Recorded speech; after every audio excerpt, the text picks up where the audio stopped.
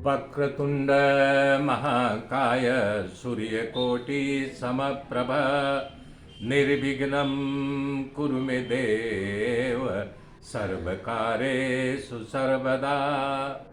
गुरुर्ब्रह्मा गुरुर्विष्णु गुरुदेव महेश्वर गुरु साक्षात् परब्रह्म तस्मै श्री गुरुवे नमः। तस्मै श्री गुरुवे नमः। या कुन्देन्दु तुषारहार धवला या शुभ्रवस्त्रावृता या वीणा परदण्डमण्डितकरा या श्वेतपद्मासना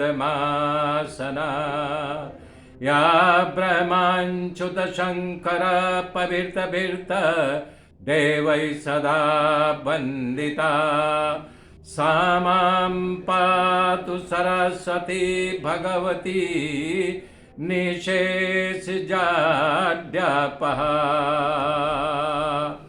असितगिरिसमं स्यात् कज्जलं सिन्धुपात्रे सुरतरुवर शाखा लेखनी पत्रमुर्वी लिखति यदि गृहीत्वा शारदा सर्वकालम् तदपि तव गुणानामीशं पार्णयाति। हरिः हरिः ॐ। आधयो व्याधयो यस्य स्मरणां कीर्तना तत्रैव विलयं यान्ति तमन्तं नमाम्यहम्। हरिः हरिः ॐ। हरिः हरिः ॐ। ॐ सच्चिदानन्दरूपाय विश्वोत्पत्त्यादिहेतवे तापत्राय विनाशाय श्री कृष्णाय वयं नुमः। जो सच्चिदानंद स्वरूप हैं, जिनकी उत्पत्ति रचना करने के लिए, पालन करने के लिए और संहार करने के लिए है, अर्थात जो रचना करता है, पालन करता है और संहार करता है, उस सच्चिदानंद घन परमात्मा श्री कृष्ण भगवान को मैं नमस्कार कर रहा हूँ। जो आदि व्याधि उपाधि यानी आधि दैविक, आधि भौतिक और आध्यात्मिक तीनों तापों का हरण करता है, ऐसे श्री कृष्ण भगवान को मैं नमन कर रहा हूँ। यम प्रवजंत मनुपेतम पेतकित्यम द्वापयन विरह कातर आजुहाव पुत्रेति तन्मयतया तर्वो अभिनय दुस्तम सर्वभूत हृदय मुनिमान तो अस्मि। बता रहे हैं कि जब सुखदेव जी पैदा होते ही उनका उपनयन संस्कार भी नहीं हुआ था, वो पैदा होते ही भाग खड़े हुए, उनके पीछे पीछे उनके पिताजी व्यास जी पुत्र पुत्र रुको, कहाँ जा रहे हो, कहाँ जा रहे हो, इस प्रकार से कहते हुए दौड़ रहे हैं। तो तन्मय होने के नाते वृक्ष उनकी तरफ से उत्तर दिए। ऐसे भगवान को मैं नमस्कार कर रहा हूँ। तीसरा श्लोक से कथा का शुरू होता है। कह रहे हैं, व्यास जी ने लिखा है, न मिसे सूत मासी न भिवाद्य महामतिम कथामृत रसा स्वाद कुशल सौनको अब्रवीत। कह रहे हैं कि कथा सुनने के रसिक शौनक ऋषि सूत जी से कह रहे हैं कि प्रभु, अज्ञान ध्वंस विध्वंस कोटि सूर्य समप्रभ, आपका ज्ञान जो है करोड़ों सूर्य के समान प्रकाशमान है। सूर्य की भी एक मर्यादा होती है प्रकाश देने की, एक साथ पूरे संसार को प्रकाशित नहीं कर सकता है। यदि यहाँ दिन है तो कहीं रात होगी, जब वहाँ दिन होगा तो यहाँ रात होगी। लेकिन कह रहे हैं कि आपके ज्ञान के प्रकाश में करोड़ों सूर्य के समान प्रकाश है, एक साथ पूरे ब्रह्मांड को आप प्रकाशित कर सकते हो। सौनक जी कह रहे हैं कि हे हमारे प्यारे सूत जी, आपकी आदत हो गई कथा, हमारी आदत है कथा सुनने की, हमारे कान को पीड़ा होता है जब तक हम भगवान की कथा नहीं सुनते हैं। हे प्यारे सूत जी, हमारे कान का दर्द तभी ठीक होता है जब मैं भगवान की कथा सुनता हूँ, इसलिए आप मुझे कथा कहिए। भक्ति ज्ञान विरागातो विवेको वर्धयेत महान, माया मोह निराधाश्च वैष्णव क्रियते। हम कह रहे हैं कि जिस कथा को सुनने से ज्ञान वैराग्य के साथ साथ बुद्धि के विभाग के साथ जो है हमें विवेक की बढ़ोतरी हो, वो भगवान की कथा मैं सुनना चाहता हूँ, वही कथा हमको सुनाइए। क्योंकि वैष्णव लोग जो हैं उनको मोह की, उनको जितनी तृष्णा है उनकी शांति कैसे हो, क्योंकि कलिकाल हम लोगों को चारों ओर से घेर लिया है। आसुरी वृत्ति बढ़ती जा रही है, इस आसुरी वृत्ति के हम कैसे पार पाएं। इसलिए हे भगवान, इस कलिकाल से हम कैसे हमारे बेड़ा पार हो। तो कह रहे हैं भगवान मेरी नैया उस पार लगा देना, हे भगवान मेरी नैया उस पार लगा देना, कली से बचा कर हमें पार करा देना, भगवान मेरी नैया उस पार लगा देना।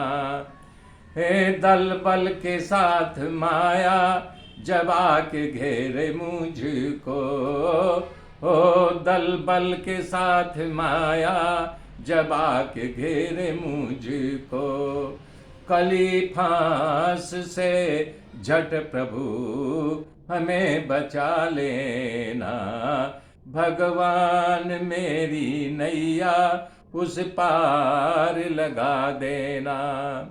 संभव है झंझटों में हम तुम्हें भूल जाए, ओ संभव है झंझटों में हम तुम्हें भूल जाए, पर नाथ कहीं तुम भी हमें ना भुला देना, भगवान मेरी नैया उस पार लगा देना।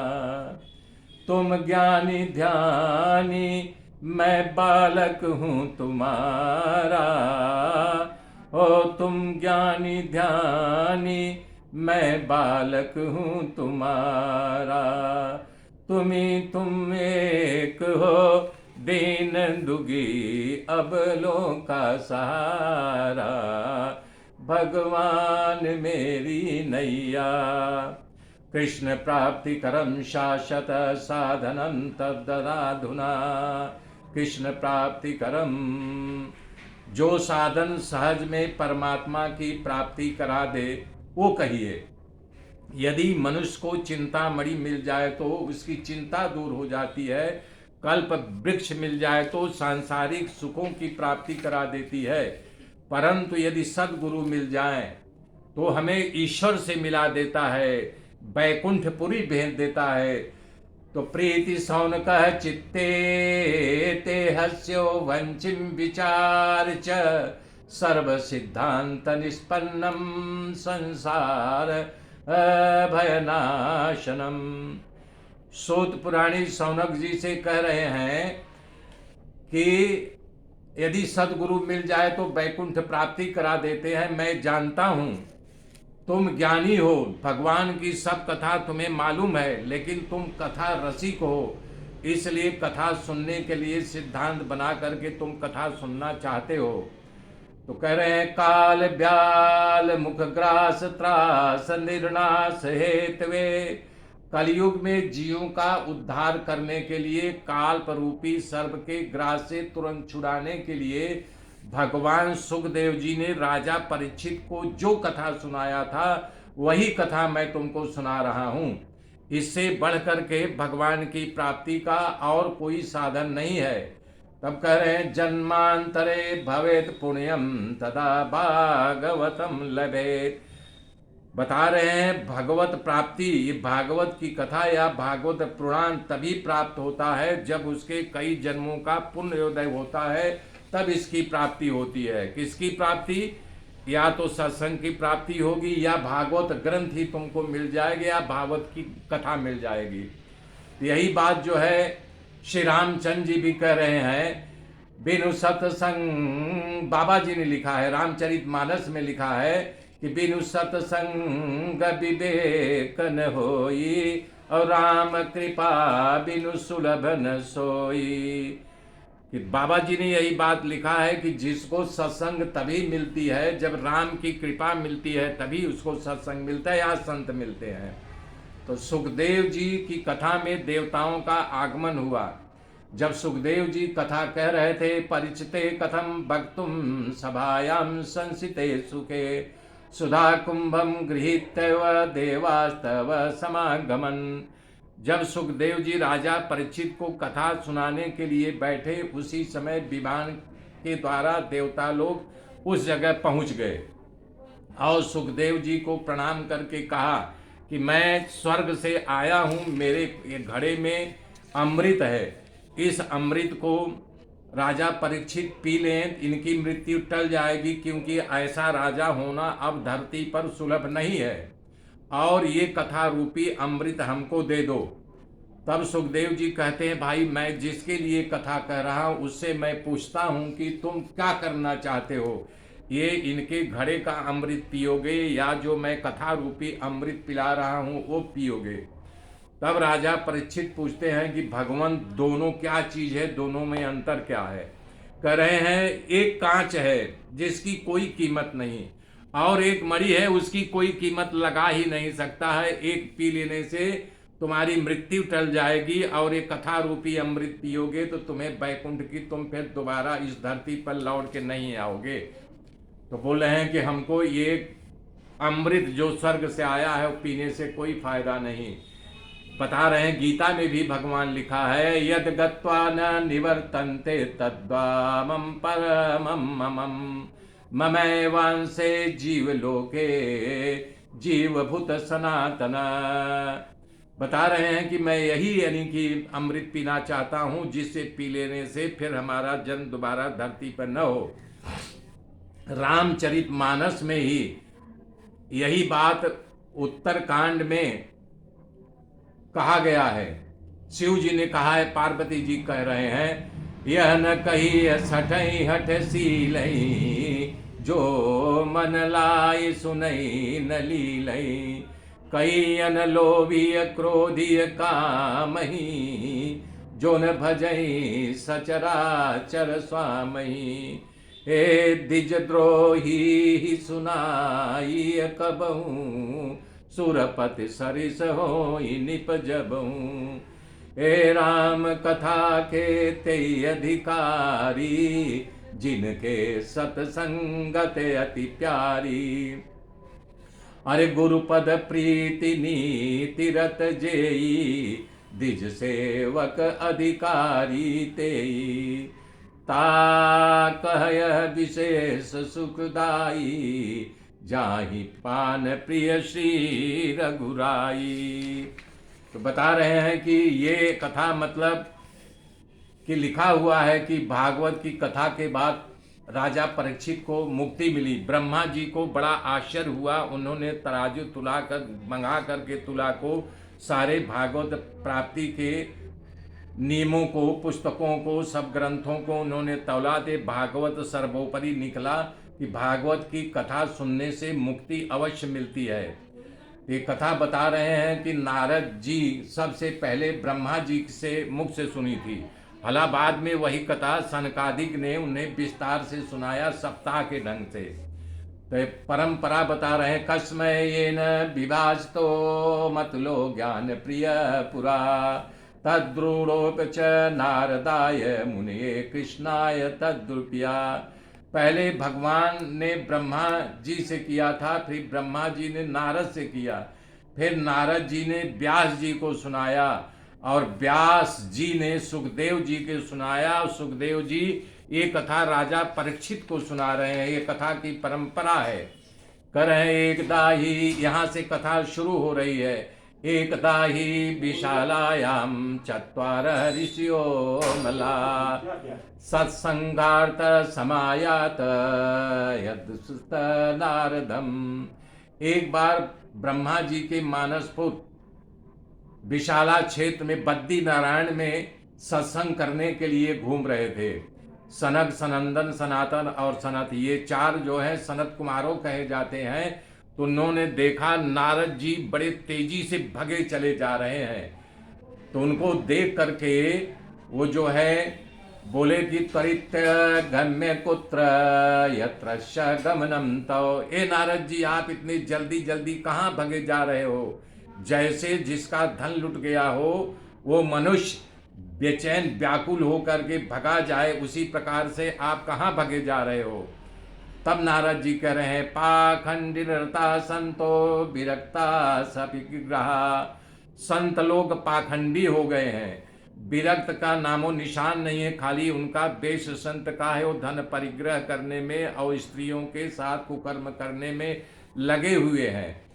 और तरुणी मतलब हर जगह स्त्रियों का राज्य हो गया है।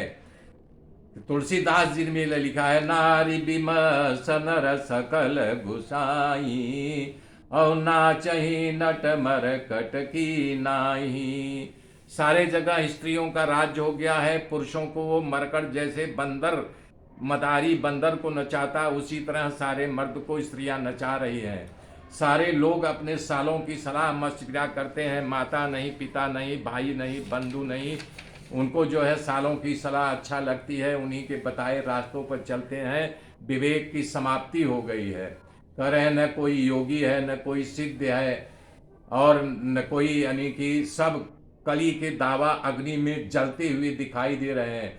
साधन जो है भस्म होता जा रहा है। नारियों का श्रृंगार गायब है, अब सिर्फ उनके माथे का बाल बचा हुआ है।